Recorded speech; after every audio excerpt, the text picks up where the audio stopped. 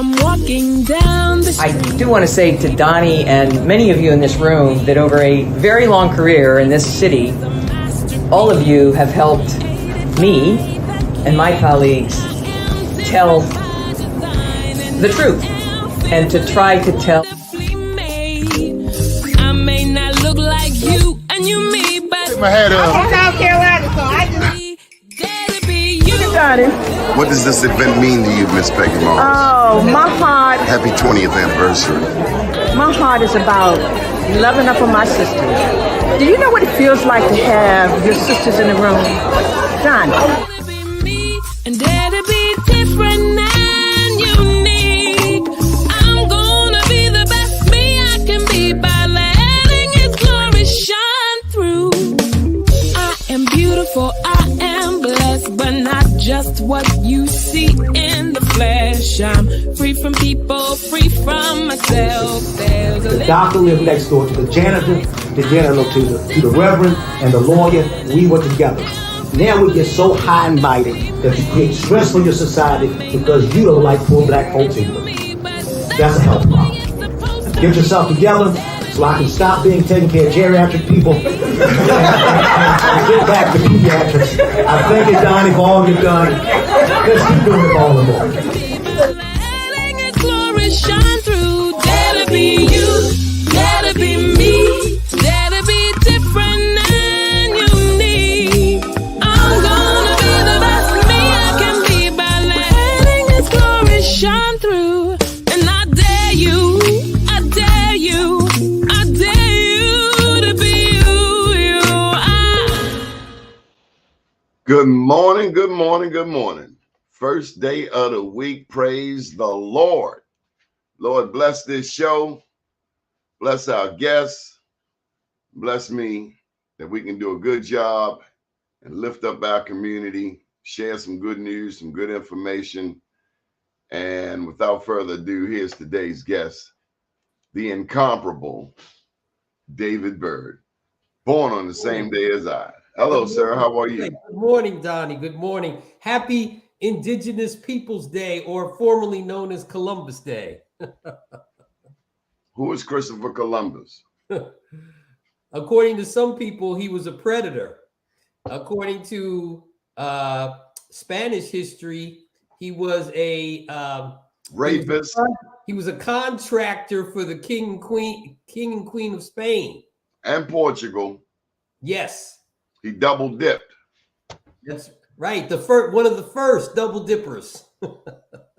And let me challenge you on this, because if you're a Cancerian and you're big on history, he came across the water in 1492, right?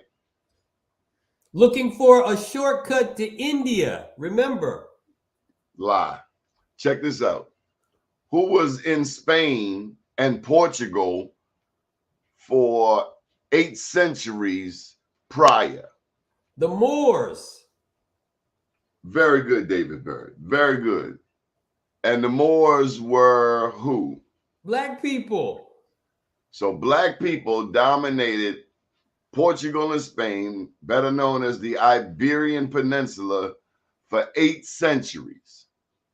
So as soon as the Spanish take back their country and kick out the last Moor, that means they inherited everything that the Moors put in place for 8 centuries. Wasn't one of Michael Jackson's songs called Iberian Girl? Actually, Liberian Girl. Liberian Girl, okay. Yeah, he was down the way on the west side of Africa a little bit. But what I'm getting to is those Moors had ships. Yes, yes. And they had been traveling across the Atlantic and everywhere else. Yes. For 8 centuries. African influence, listen, we could go in, that's another show, but the African influence throughout Europe, while our folks had Timbuktu, the universities, these folks were still walking around barefoot in caves. Not washing. The Moors taught them hygiene. Helped them put into place, what do you call those water, when you have water? The aqueducts. There you go. Yes, sir. Fashion. You know, we came up with fashion. Absolutely. We came up with fashion. Absolutely. We still doing it today. Anyway, how was your weekend? Great, man. Great. It's a good weekend. Good time to be alive. It's just a great time to be alive. Just a great time to be alive. You been following politics? Oh, absolutely. Politics, world events, pro sports. My guy, the Colorado Buffaloes won again this weekend, came from behind again and won. And Notre Dame got beat. So as far as I'm in Ohio State, hey, they Maryland still has a ways to go, but Ohio, they came up with a good fight. But it's been a good weekend. As long as Notre Dame loses and Colorado wins, it's a great weekend. All right. So, how are Black people faring in this country these days? Black people are, listen, our folks are always coming up short. And a lot of times, most of the times, through no fault of their own. The system was not built for us. It was not set up for us.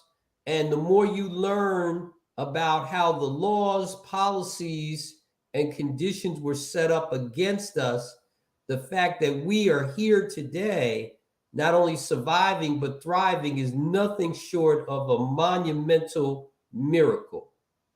Well said. I totally agree. I think we often forget that we are, last night I said 13%. I was corrected. Someone said 20%. But whatever the case, we are in numbers at best 1/5 of the country. Yeah. So we are outnumbered. That's right. Because a lot of times when people quote you these numbers, they're also quoting you, registered voters, people who can get out and register to vote. And we still are the biggest minority because a lot of the Latino population is not old. Although they're getting there very quickly. They've got something like 500,000 people who are turning 18 every day. But we still are the largest block of voters in, the Hispanic population is not there yet because their people are not old enough to vote. And a lot of their people are not citizens. A large part are, but a lot of people are coming over who are here are not yet eligible to vote. So we still hold the balance of power either in local, state, and national elections. I was saying in that same conversation how the Latinos are getting reinforcements every day coming across that border. But you let one of them get a little brown, they're like, ho, ho, ho, ho. And it's a fact, whether it was Brazil or America, because Brazil had slavery going on long before the United States. And Portuguese, and it lasted until 1888.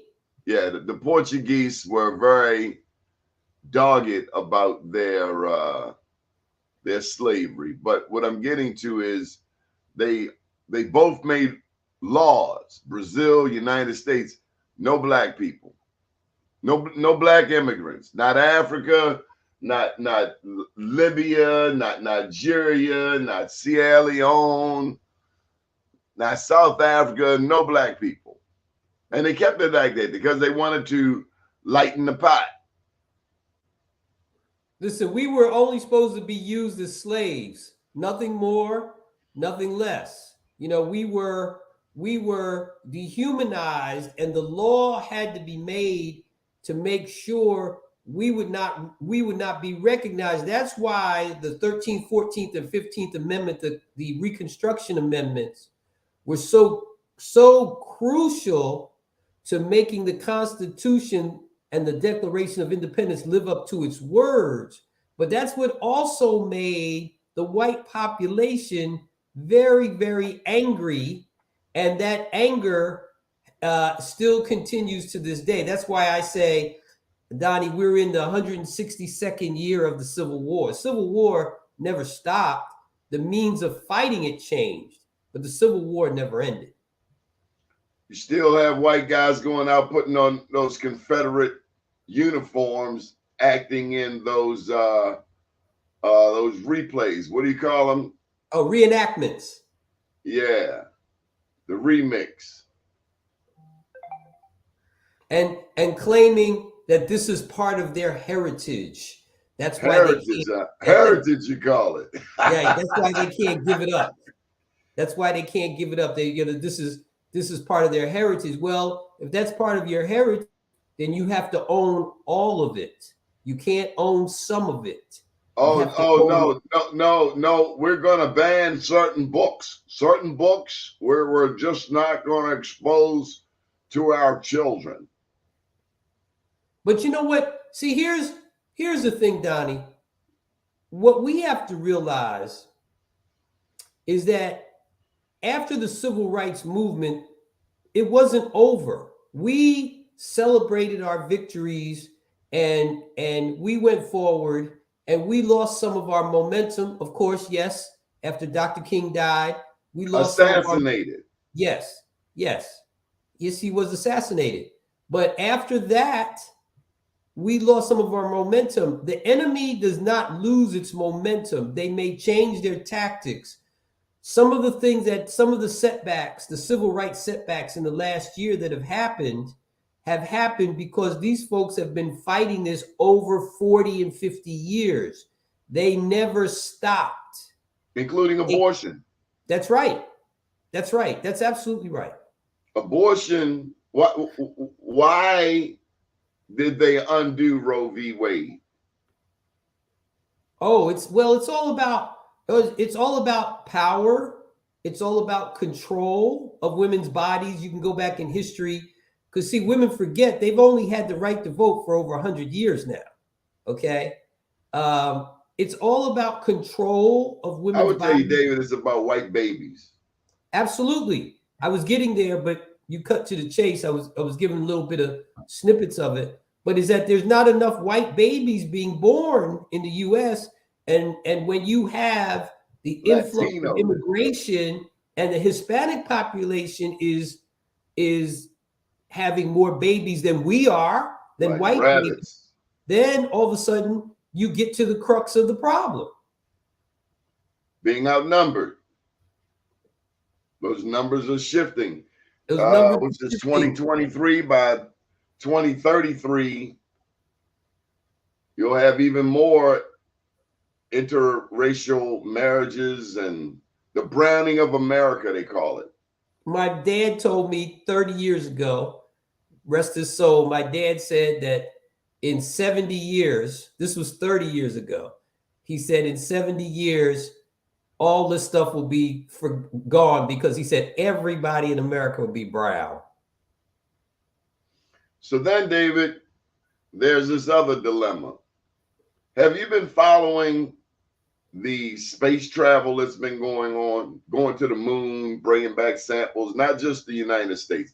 You know, we have a very parochial view of the world and the universe, but you got the Russians, you got the Chinese, you got other people going to the moon, and they're bringing back samples. They're bringing back. I just want to know, David, do you think it's okay to dig up the moon? So, Donnie, this is very interesting that you would bring this up because this has been sort of like a hobby of mine following this. So during the Trump administration, the former president, when he was serving as president, wrote an executive order that allowed private companies, defense contractors, to go to the moon and asteroids and other things flying around up there and mine the moon and these other asteroids. And a lot of people miss this executive order. And why is this so significant? First of all, because after we retired the space shuttle, we basically contracted NASA's duties out to defense contractors, Boeing, McDonnell Douglas, Raytheon, all those folks. Now though the moon and those asteroids contain minerals, deposits, some that we may not have even identified yet. If you notice, the first ship just came back with some minerals from an asteroid. Okay. India just landed on the moon themselves, although they had some technical difficulties lifting off. China is attempting to land on the far side of the moon. These folks, folks are realizing, countries are realizing, just as important as it to mine minerals from the Arctic. There's a race going on in the Arctic. Who's going to own or the Arctic? There's a race going on the moon because there's some valuable minerals going on there that private sector is going to mine for their profit and benefit. But you haven't answered the question. Should we see? Now I don't know a lot about astronomy, but I know you got a sun and you got a moon. The sun comes up every morning, the moon's up every night. Why are you digging up the light? It's the light. Why? Go dig up the sun. Let me see you do that. Why are you messing with the moon? It just doesn't. It doesn't seem like it's going to end right. I mean, I've seen maybe far too many futuristic movies. I'm watching one now called Foundation, but in all of them, we've destroyed the earth, and then we're going to take our nasty hind parts to another part of the universe and dirty that up too. That's like a dirty neighbor with roaches. Then they're going to move. They're going to take the roaches with them there. Well, I think, Donnie, so first of all, what you're saying is almost the law of unintended consequences. We don't know what this may mean or not mean by mining the moon. There are plans at some point to locate a colony, a future colony on the moon. There's plans of using the moon as a liftoff to Mars, and that might be preparation for that. Who knows? You talk about sci-fi movie. There's a movie on Netflix now, I think, with Matt Damon about the Earth has become so ruined. We so ruined the Earth that the moon has become a colony for rich folks, and the only people who live on the moon are rich folks, and everybody else lives on the wasteland called the Earth. I haven't watched it. I just saw the trailer, but it was very interesting. That What's the name Earth, of it? Elysium. That's the name of it. A weird name, Elysium, Elysium. And the Earth has become just a wasteland because we polluted it, everything we did to it. But the moon is a colony of ultra rich people who live there in comfort and everything based on the efforts that and shame, and either shame or ignorance. Because if they're not ashamed that they dirtied up the earth only to go take their roaches to some other planet, it's either shame or just pure ignorance. Why would you imagine I-95, 495 on the moon? It's the moon. The trailer I saw, there were no roads. Everybody was using flying cars. Okay. So let me get this right. You done contaminated and fuel emission the earth to death. And now you're going to go and fuel emission and contaminate carbon monoxide and all of that on the moon. The moon. That's like growing algae on your eyeballs. It's your eyes. Why would you put algae on your eyes? I don't know. But look at it this way, Donnie. We could find some minerals and some things there that could help us cure some of the problems down here. Who knows? How do you cure ignorance? That's not in the ground. That's just common sense. The only way you cure ignorance is education.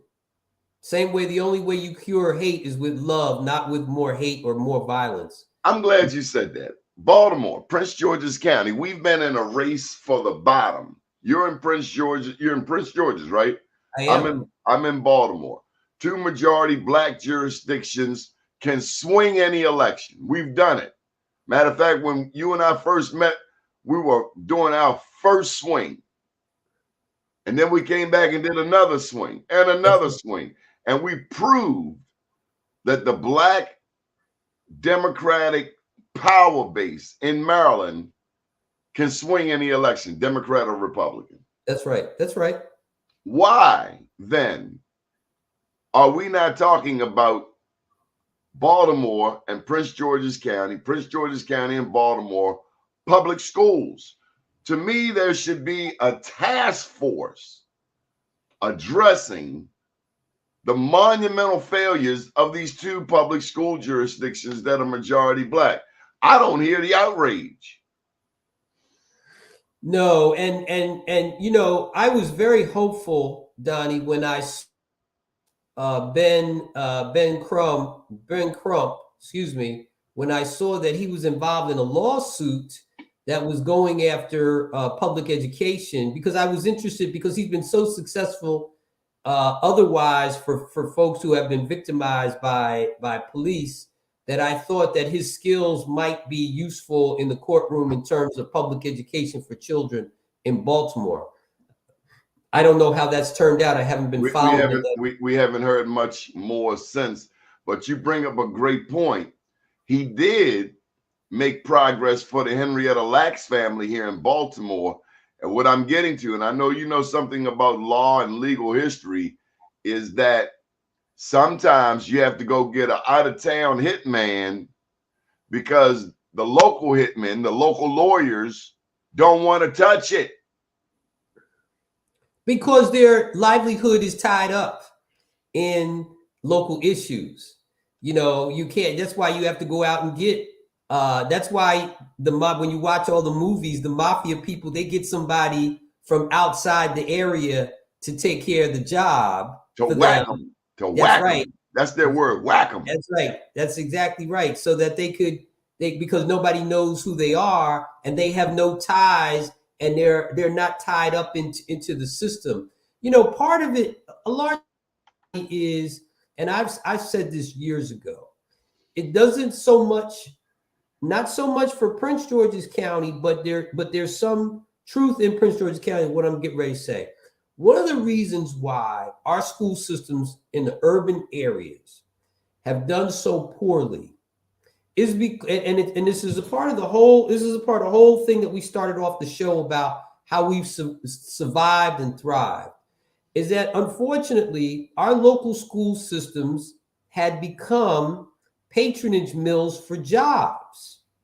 And so you didn't go to the public schools to go to school. You went to the public schools to get a job, whether it be as the janitor, whether it be the hall monitor, whether it be the principal, teacher, whatever the job is. And so the threat to the public school system, of course, when we started getting into contracting out jobs, so instead of going and being a janitor for 20 years and, you know, with a high school education and running the janitorial crew of the school system and retiring with a pension, all of a sudden you're working for a company that's been contracted out to clean the schools. You're making minimum wage and you can barely feed your family off of being a contracted janitorial employee. So what has happened is there was wasn't about education. It was about jobs, because our folks could not get the jobs that were available to the white community, because you don't see these problems in the white school districts because the folks who live in those areas can pay their taxes, can pay their property taxes because they've got the jobs. So they're not worried about going to the public schools to find a job. Their public schools are someplace where their children get educated. All right. So that's part of the dynamic, right? That's part of the dynamic. That's not the whole piece, but for a long time, That was a large part of the piece. The school systems, that's why the hospital here in Prince George's County failed, and they had to get rid of it and get a brand new hospital and start from scratch, because the old hospital was a patronage mill from people who, when people here in Prince George's County lost elections, they sent them to the hospital to find a job. In fact, the former county executive, one of the former county executives, was the CEO of the hospital here in Prince George's County for a long time. And just in the past several years, the past 4 or 5 years, where he actually retired and they had a retirement dinner for him. So you have to understand that history is that our folks needed to have jobs, and one of the few places they could go was the local school system. And a lot of these urban school systems, as you know, Donnie, were huge. Prince George's County is in the top 20 school systems in terms of numbers in the country. Philadelphia, Newark, New York City, Tampa, Atlanta. These are huge school systems. And when you have a huge system, you have a lot of jobs to fill.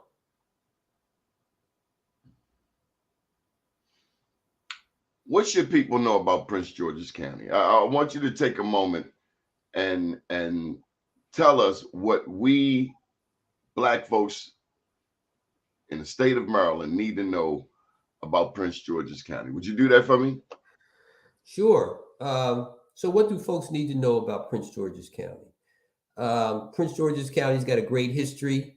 It was after the 1970s when folks started moving from DC into Prince George's County, where they were able to buy those government workers who'd been there for a while, they were able to buy the homes, and all of a sudden the population started changing.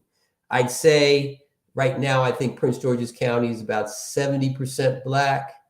You've got about a 10% Indian population, and you've got about 5-6% what I would call African, Caribbean, West Indian population, and then the rest is white. You've had, Prince George's County was known for a long time of having some police brutality problems.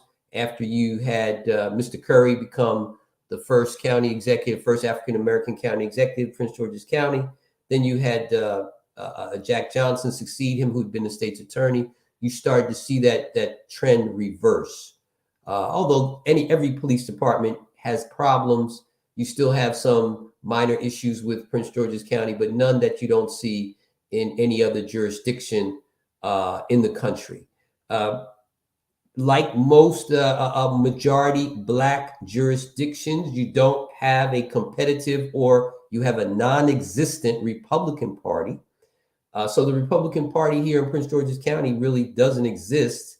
And you have some Republicans, you have a central committee, but they don't put any candidates up for office, because it's almost a exercise in futility.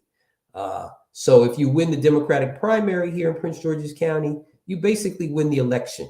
But as my dad told me over 40 years ago, is that the problem with one party rule anywhere in a state, in a county, in a city, is that you have to succeed, you have to run against your friends. And so if you're in Prince George's County. Also, there's no accountability. That's exactly right. There's no checks and balances. That's exactly right. In fact, a former county executive once told me is that part of the political accountability in Prince George's County is there's no opposing political party. If there was a functioning Republican Party, it would not only hold the Democrats, accountable, but it would also make the Democrats united in terms of their own agenda. So the lack of an opposing political party hurts everybody, hurts the citizens, hurts Democrats, hurts everybody, because there's no accountability, no watchdog, if you will. There is the last elected Republican was left office in 2000, served in 2002, Audrey Scott, who became a cabinet member under Bob Ehrlich and was chair of for a time of the Maryland Republican Party. So then, but Prince George's County has its own issues, is that they're losing Black population that are moving right next door to Charles County. now you got to school us Baltimoreans. Charles County, Calvert County, it all sounds like us when the snow thing comes up on Charles County, Calvert County, all the schools are closed. But there's a difference. I understand between Charles County and Calvert County, just like there's a difference between Harford County up this way and Cecil County. Amen. Let the church say amen. I'm not that nuanced about it, but I will tell you the Klan, the KKK. Well, listen, Charles County, which is another suburb, a Washington suburb, but there's only one way in, one way out. Sounds like a setup to me. Stay away from them kind of places, partner. One way in, one way out, Highway 5, and you can take 301, which connects to Highway 5, but that's one way in, one way out. It's one of the fastest growing counties here in Maryland. They were, I think they're about now 150,000, 175,000 people. In the next census, that's supposed to about double, because you can get homes comparable to Prince George's County in Northern Virginia, and you can get them about $30,000, $40,000 cheaper if you're willing to make that kind of commute.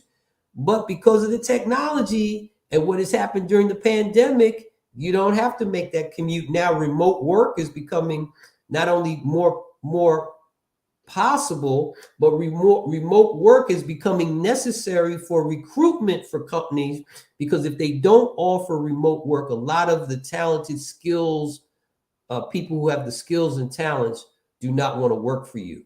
So we Charles just had County, on the show, listen, on the show we just had Friday, Thomasina Coates.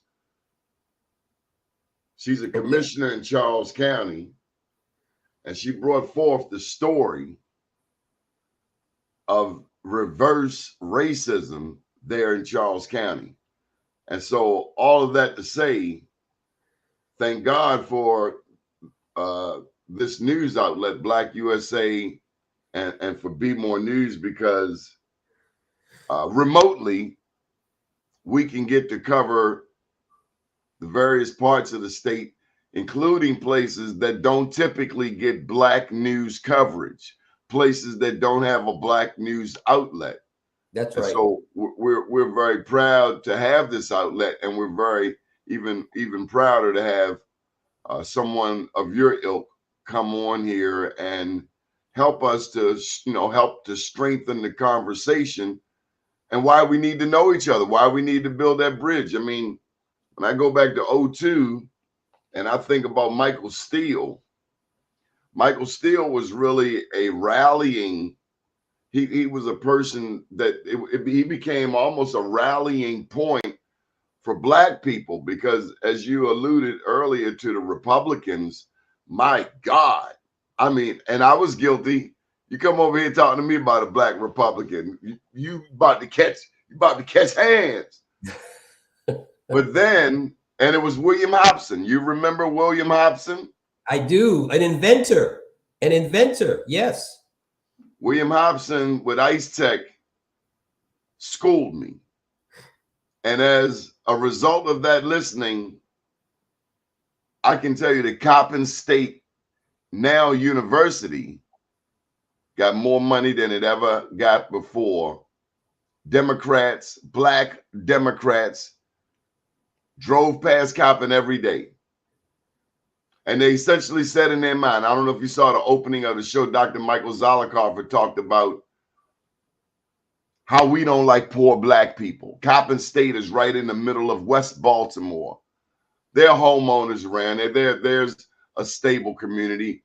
At the same time, it's West North Avenue, not far from where Freddie Gray unfolded.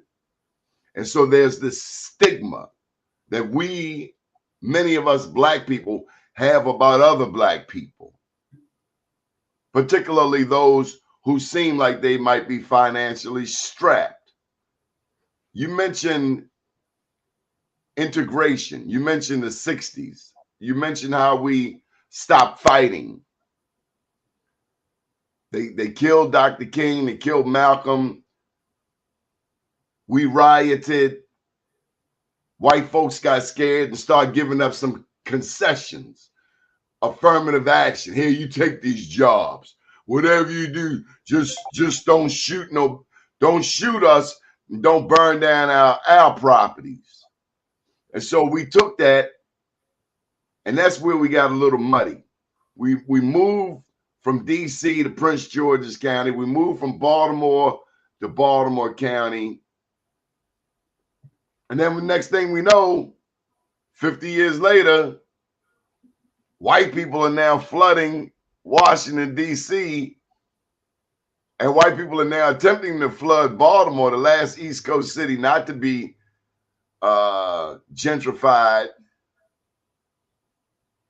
And so it's all mixed up. And so we all way out there in the boonies. I don't know. We didn't really have a plan. We just wanted to please our woman, move to a nicer part of the world, better schools, supposedly, you know, a lawn. Not a lot of lawns in West Baltimore. We have some, you know, one in the white picket fence, but we fell for the okie doke. And instead of just straight, and then what we did have in DC, we let grandma's house, we sold it, or we didn't want it at all, or abandoned it. And now grandma's house is worth $2 million. Absolutely. You know, to your point, there are more white kids in the DC school system in the past several years than there had been in the previous 50 years. Okay. Because what happened, and it's an interesting dynamic, before the pandemic, before the technology forced everybody to connect, white folks were moving back into the city because they couldn't stand the commute anymore. It was getting to be too much. So what happened was folks were moving closer back in. But what has happened is that the pandemic forced people to use the technology. So now you can be wherever you want to be and be able to do the job. And the technology has proven, Doni, that you can be productive. When I was working at the U.S. Department of Commerce, during the height of the pandemic, we broke all kinds of records for productivity in my unit and my colleagues in their other units. Why? Because, first of all, when you're working remotely, people are able to do things that they're not able to do at the job. I had one of the people on my staff was taking care of her son, making sure he was able to connect to school, taking care of a sick parent. So what she did was she took a 3 or 4 hour break during the day, and then she worked into the night. So while other people stopped working at 5, 6 o'clock, she was working around 9, 10 o'clock in the evening, right? Steve Proctor told me he would never go back to the lobbyist Steve Proctor here in Prince George's County. He said he would never go back to the old way of doing things because he said his workers, work from home. He said they're much more productive. They get much more work done, and they're available and able to get things done when he needs to get it done. So the technology has changed the game, and our charge is to make sure that our folks, now, of course, there's always an imbalance. And one of the imbalances is how can I use the technology if I don't have broadband access? If I don't have internet access, right? And how can the kids do the learning if they don't have internet access? If they don't have internet access, that means they can't access their homework assignments online. That means they can't go online and find these free tutoring programs and everything you can find on, because you can find anything you want on the internet. You can find almost anything. You can find how to do problems. You can find, that boy who does the Khan Academy. You can find all kinds of stuff online. But if you don't have internet access, then you're literally on the outside looking in, like that old image of the boy putting his face up against the wall, looking at the people in the restaurant who are eating, because he hasn't eaten, but he's watching people on the other side of that glass eating. you're literally on the outside looking in. That is, the challenge of the 21st century is not civil rights, but cyber rights. On that note, Dr. Tyrone Taborn, I'm not sure if you're familiar with him, but he founded, this show is airing on STEM City USA in the metaverse. He founded Career Communications Group, I would say about 40 years ago. He has Hispanic Engineer, Black Engineer magazines, but coming up in February, we have the Black Engineer of the Year Awards.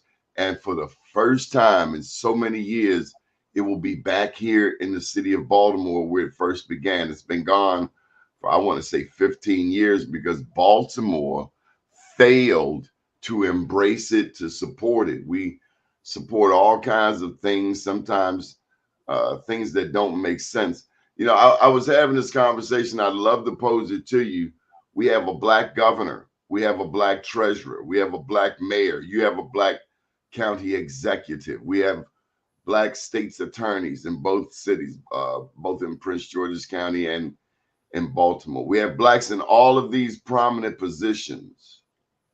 What does it translate into when it comes to the empowerment of Black people, David? That's a great question, and the answer, if you will, is still out there to be found or be known, because now that we have all these black, first Black, second Black, what is really going on now? Forget the symbolism. Okay, fine, we're beyond some of this. What does it translate into for the local community? In some instances, you can see that it does translate into different policies. It translates into different laws. I see Attorney General Brown making some decisions that affect the local communities. Elections do matter. Who to prosecute, it does matter. When you have, people forget, they think about the elections of president, U.S. senator, governor, but just as important is our county commissioner and our local prosecutors, because they make the decisions on who to prosecute, who not to prosecute, who has, the laws on bail, cash bail versus or not. Those things are very important. And those are the real everyday decisions, Donnie. Yeah, listen, so-and-so got a job as deputy attorney general and so-and-so got a job as first prosecutor, the state's attorney. That's all nice, right? But what's really better is what is the policy that's affecting our neighborhoods? Attorney General Brown in Montgomery County asked his opinion about local police stops, and he issued an opinion on that about, local police stop. Those are the type of things that make a difference in our community. The police commissioner, in a lot of instances, is more important than my U.S. senator, because the police commissioner is going to set the tone for what's going to happen out there on the street when somebody pulls me over. Okay, those things are more important. My local county council member is important to me because of the things that are happening here in my neighborhood. If somebody dumps, which happened to me a few years ago, if somebody comes in my neighborhood and dumps a refrigerator on the side of the road, I want to be able to call up my county council member and say, hey, what's going on? Get somebody out here to get this refrigerator because they dumped it on the side of the road by my house. And lo and behold, before the afternoon is out, some folks come out and get that refrigerator and pick it up. Okay, let me get to some juicy stuff. And I just want to acknowledge Anthony Mosby. He said, now we need to roll up our sleeves and get back to strengthening our communities. If anyone is living in poverty, it is a direct result of us not wanting to serve our people and helping where we can. We have a U.S. Senate race going on. Your county executive, Angela Alsobrooks. You also have, what's the guy? Montgomery County Councilman. David Trone. And the Montgomery County Councilman. Will Jawando. I did not want to mess up his name. What are people saying in Prince George's County and DC suburbs about who they like for U.S. Senate? it's interesting what people are saying, because I talk to a wide range of people, and I get a wide range of views, which is what I want. And by the way, for full disclosure, one of my very best dear friends, Derek Green, who's probably one of the top Black voter specialists in the state along the East Coast, he is a consultant for David Trone, and we used to work together in Prince George's County for Prince George's County government. Here's what I'm hearing, and this is what's surprising me. It seems that Black girls are the flavor of the month. Okay, you just have a Black girl who was appointed senator for California to replace Senator Feinstein, who passed away, and so she's been Governor Newsom of California installed a Black woman in a job who doesn't even live in California, by the way. She owns a house, but she lives here in Maryland. And so she's a labor leader. So that means they overlook a Black woman possibly in California who actually lives there. Exactly. Who the people actually know. That's right. That's right. This woman has a house in California. She owns a house in California, because I want to make that point, because they've made that point. So I don't want to overlook that. She has a house in California, but she lives here in Maryland. I didn't expect him to name anybody who's a current candidate for the seat next year. I didn't think he would wade in and do that. But it was interesting how he picked somebody who's actually not living every day in California. But back to your point, and this is my point about Black girls being the flavor of the month. What I'm hearing is that a lot of people think that Angela Alsobrooks will carry the day simply because she's a Black girl. It seems that Black girls are the flavor of the month. The leading candidate in the state of Delaware, right next door to us, is a Black woman who's the current congresswoman who's going to get the Democratic nomination for the Senate seat in the state of Delaware. But a lot of people think that old white guys who have a lot of money are either out of touch or they're out of flavor. And so the word that I'm hearing is that people actually think that Angela Alsobrooks is going to win the Democratic primary because the Democratic Party establishment has come around her to endorse her.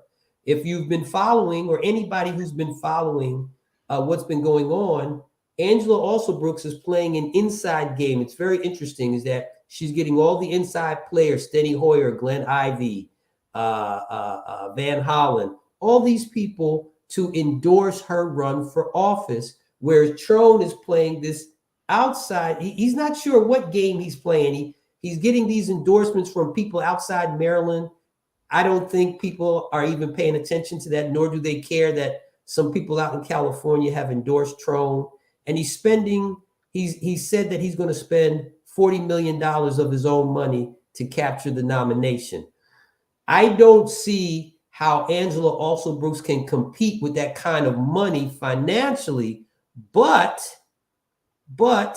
if the insiders of the Democratic Party have made a decision that they want to see Angela, and they mobilize their forces and their ground game, what Mr. Jawando may wind up being, he may wind up being a spoiler, because he's gotten some endorsements himself.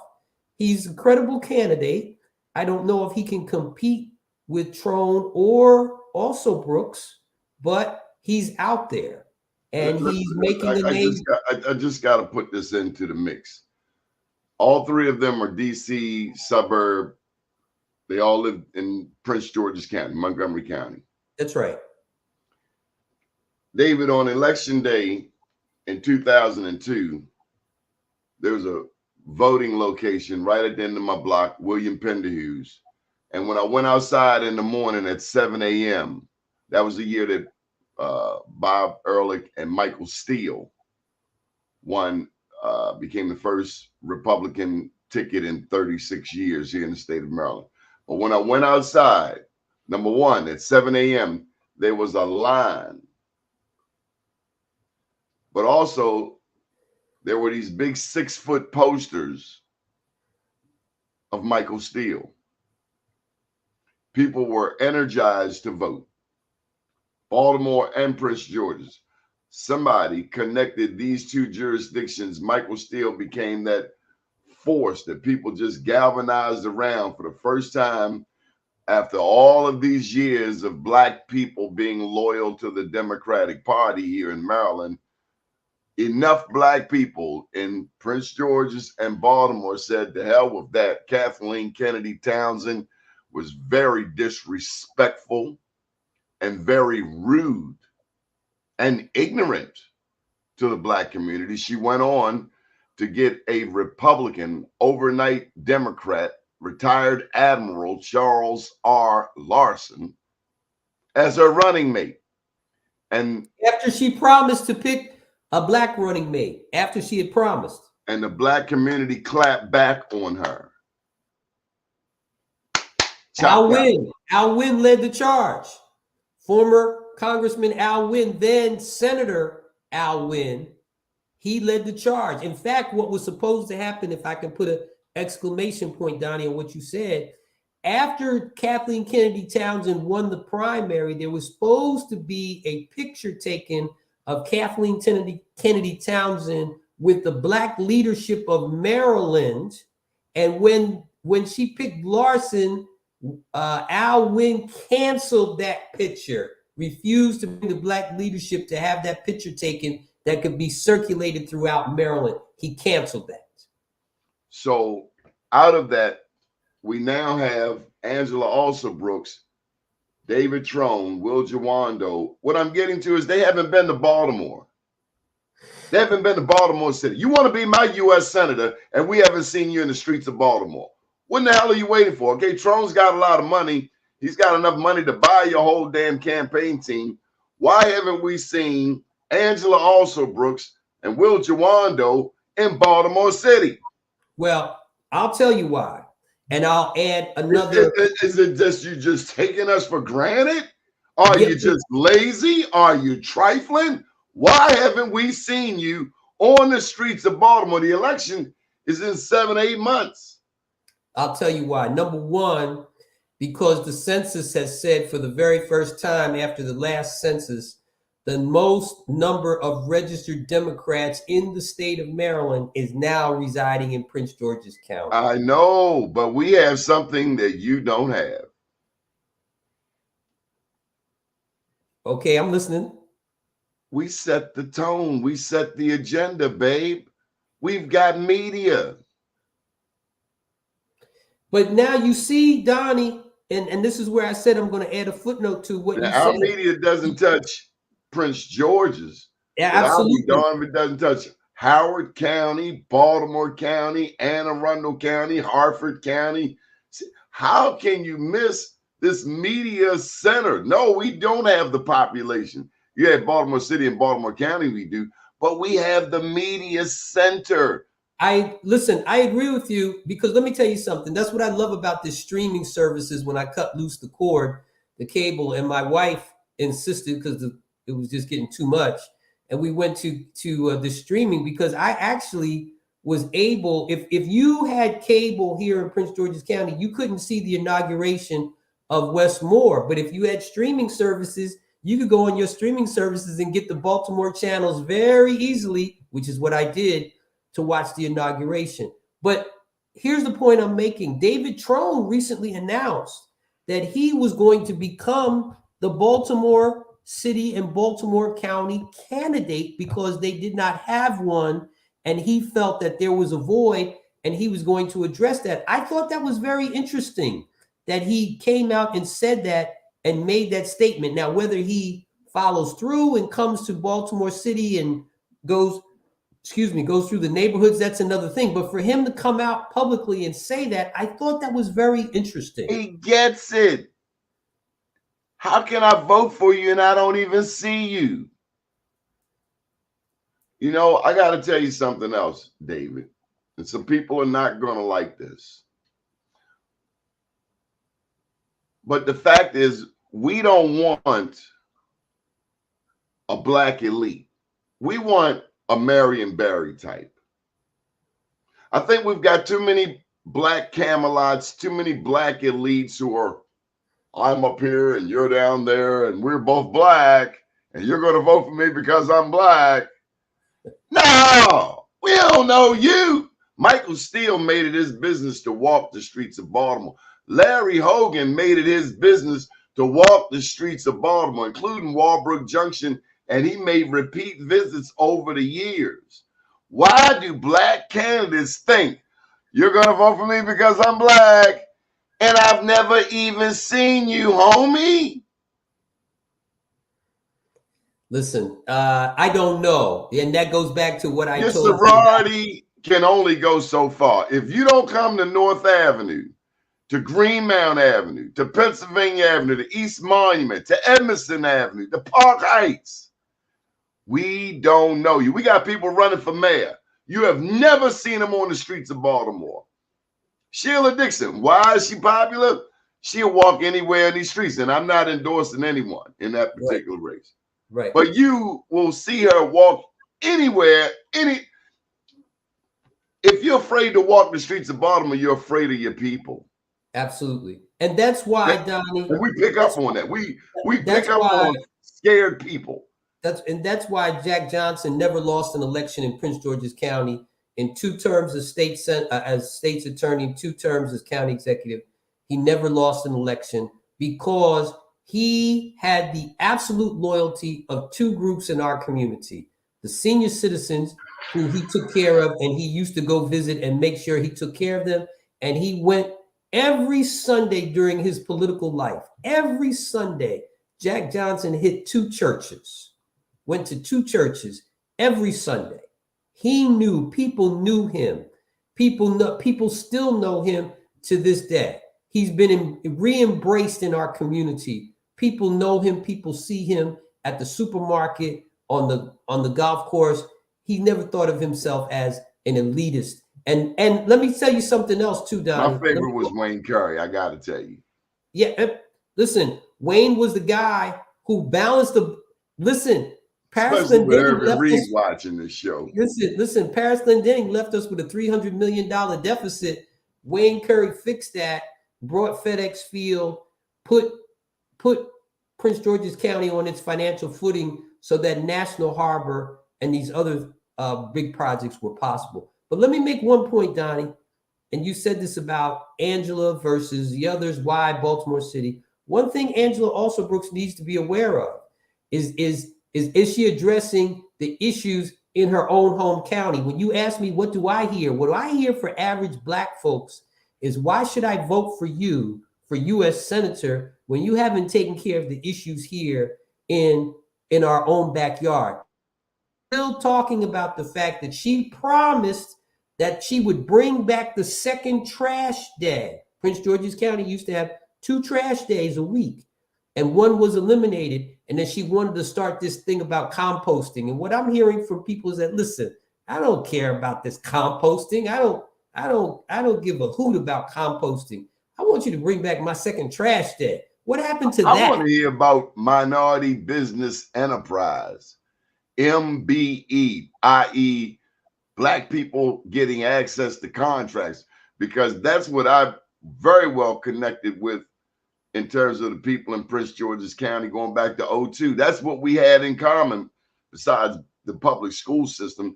But we were both strong advocates for contracts for Black businesses. That's one of the reasons.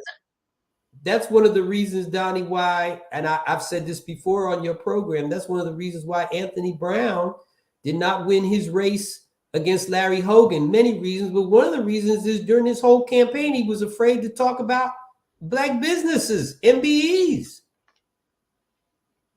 There was no reason for the Black business community to really get out there and support him. He wasn't talking about it. Listen, I tell people, I love to tell this story. I always tell this story because I came up through politics from the bottom up. I didn't have to take any polls, although polling, I don't dismiss it. Polling is helpful. But I learned what people on the streets, I listen to them. I hear what they're saying. What's the people's feeling? And I always love to tell this story. You know when I knew that Anthony Brown was not going to be governor of Maryland?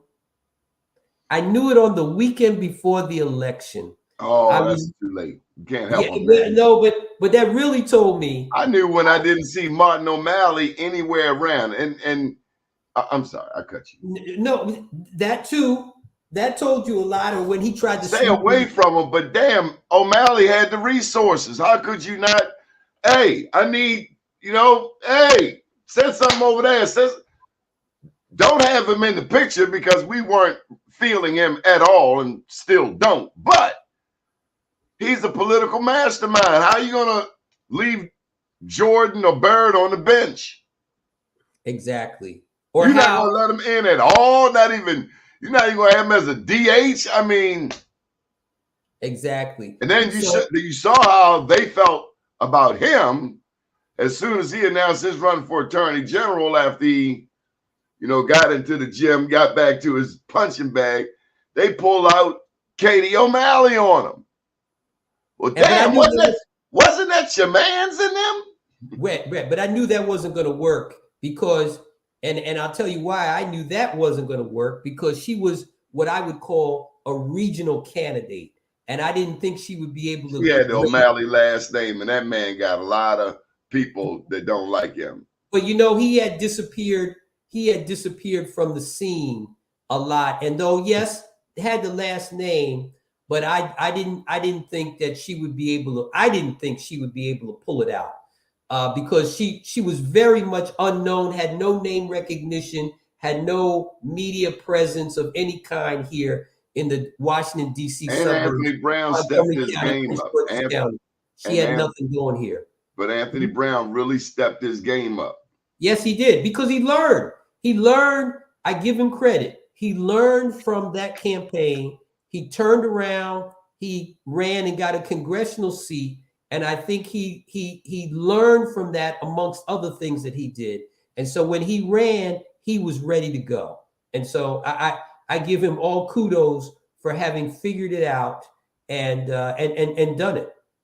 David, I don't want to exhaust this. We want to bring you back. Thank you so much for joining us. Any final thoughts before we go today? The only thing that I would say is this is going to be an exciting political career. I think the news, everything, I think everybody needs to stay in tune, and people will as we get closer to the Iowa caucuses in January, the New Hampshire primary. I think once we get past the Christmas holidays, I think this is going to become very exciting from a political, legal standpoint. I think there are so many issues to be resolved that are going to be resolved by the courts that are going to affect the elections. I think everybody should stay tuned. And I think there's always going to be surprises, just like there are all the time. Stay tuned. Not everything appears as it is. Good deal. Thank you for your time. The one and only David Byrd. Your company, you want to put a plug in? Bird's Eye LLC, which is a consulting firm that helps people navigate the halls of government. Good deal. Thank you, David. Good morning, world. All right. Bye now. Bye-bye.